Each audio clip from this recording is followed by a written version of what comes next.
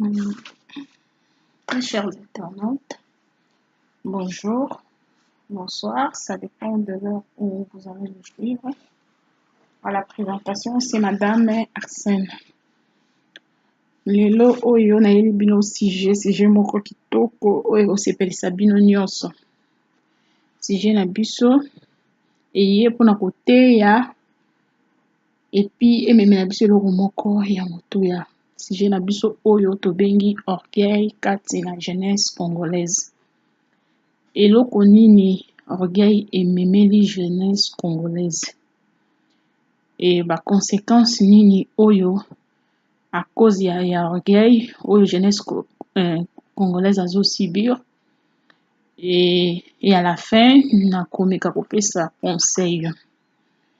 D'abord biso na bino nyonso toyebi ke orgueil eza eloko moko mabe,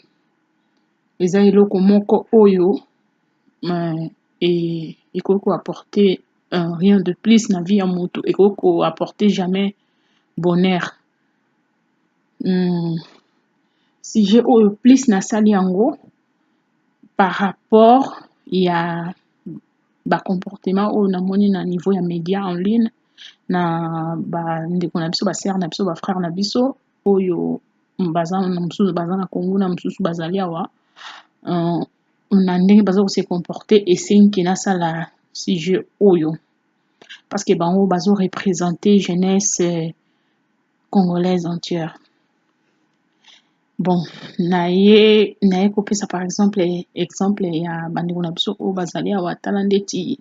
ndeko na biso Chantal Bola na baninga na ye wana soki Jocelyne Ndele soki banani en tout cas na ye vraiment bakombo bien te. Botala nano comportement oyo ndeko na biso Chantal Bola ndenge avivaka. Bon, moko na mituna ba question na bi oyo eza théâtre ou bien eza réalité? Mais naye komona ke eza théâtre eza réalité parce que makambo mosusu namoni na ndenge bekomi na niveau ya bitumba bato bazokana na ye omona oui eza théâtre te eza vraiment réalité. Et toye komona ke orgueil ememeli biso haine. Tout ça c'est à cause de l'orgueil. Donc ememi haine bato bakomi na niveau bamibomana. Nde napesi bino exemple ya ba Chantal Bola bino moko bomonaki. Et puis orgueil ekomemela biso bato babungi nzela bato bake kosimba bakisi. Donc moto alingi kaka azala lokola oyo wana mosusu. Na opesa bino exemple ndenge biso na bino tovandaki toyokaki ke bamanike bakomaki kofinga na dernièrement ba fifisi ouais akendaka ba Congo Gloire Olangi akendaka ba Congo. Tout ça c'est à cause de l'orgueil parce que moto oyo aza na komikitisa ata aza nango te aoluka na voie normale akosenga nzambe akoluka débriller pour se retrouver quand même. Mais moto oyo aza kati na orgueil akoluka akende kosimba kisi. Donc tout ça c'est de l'orgueil. Nde toye kotala susu kaka na orgueil wana ekomema kofinga ekomema balokumu bazoluka komikumisa. Topesi bino exemple dernièrement tovandaki awa grâce ya témoin ya kolikela biso na TV nga naza madame nga nasolaka na boye bino moko bomoni balokumu nyonso tu wana oyo ye azwaki. Et puis toye komona susu manike ayaki koleka bango baza na famille riche bakenda poto tongo bamata na aéroport bakita na za vingtaine nyonso wana c'est de l'orgueil. Ce n'est pas normal parce que je ne crois pas des personnes normales oyo baza bato normal oyo baza na respect ya baninga oyo baza na komikitisa ndenge bible ezosenga biso même liloba nzambe elobi mikitisa natombola yo nga nzambe natombola yo. Moto aza nango na ndimi te akoki kose comporter bongo. Et à la fin nakoki koyebisa bino ke orgueil jamais ekoki komema eloko malamu na bomo ya moto. Nyonso wana tozolona kaka ba problème na nzoto et puis à la fin nyonso ezonga kati na Congo.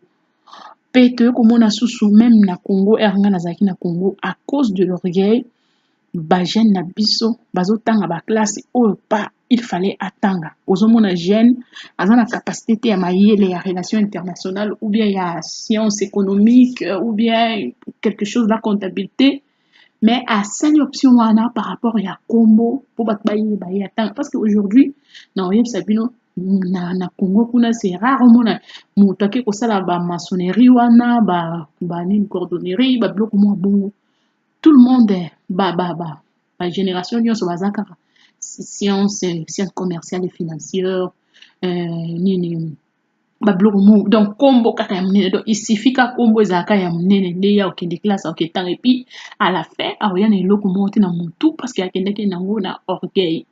et puis à la fin eloko nini ezomemela biso parce que bato nyonso bakei na baoption wana oyo mpe bakendaki nango na volonté na bango te na mayele na bango te na bacapacité na bango te bakobima mpe na eloko te bapreuve bandeke banzela na biso bato basala yango bachinois mais soki lelo oyo bato bakendaki kotanga par rapport ya baklasse wana soki par exemple bato basalaki bacordonnerie na bamayele na bango na bavolonté na bango na bachoix na bango sans orgueil tolingaki tozala peut-être na mwa ata usine na Congo mosusu esalaka basapatu biso nyonso oyo eza na Congo eutaka libanda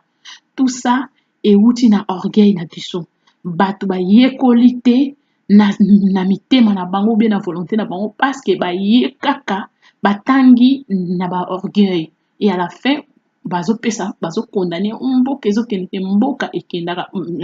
même bazoloba ke avenir ya lobi eza na jeunesse donc jeunesse mutu ekoya na avenir ya lobi ekoya na avenir ya lobi comment na bamakambo oyo bango bakolona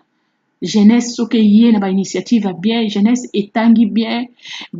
partout na monde entier donc so totali biso toye na bamboka bapaya boye tozomona ke makambo nyonso ezali ezofonctionne donc ozomona ke na baplan nyonso makambo nyonso ezokende mais bino nyonso par exemple bino nyonso bokei na kosala na Vodacom bajeune nyonso balingi basala na banque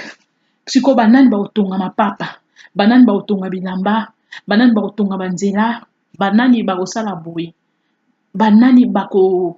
bako-organize boye baenseignant bakouta wapi lelo oyo à cause de l'orgueil ezokenda kobebisa mboka mais naye koyebisa bino na bi tozonga moke nsima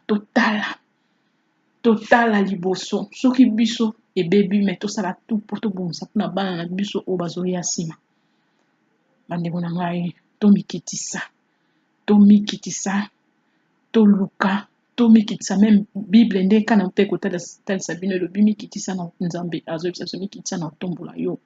nzambe jamais akokopambola bato oyo baza na orgueil jamais Congo ekokende liboso bandeko na ngai toluka tomikitisa na Congo jamais kokende liboso na orgueil c'est impossible tokomikitisa ndenge nini tosala makambo na motema moko tosala na bolingo tomikitisa toloba verité tosala makambo ndenge esengeli tosalela yango même na bible soki totali lisolo ya Joseph apasaki nano na baetape moko oyo ezalaki difficile mais à la fin ayaki kozwa esengo ezotalisa biso ke nzambe azalaki na plan ya Joseph c'est la même chose nzambe aza na plan mpona Congo na biso souffrance ya Congo te oyo emema biso tokende totengama nzela tokotisa orgueil na première place ekende kodétruire mboka na biso tozanga lipamboli na biso non toluka tosimba lipamboli wana oyo ya biso wana oyo ezali na plan ya nzambe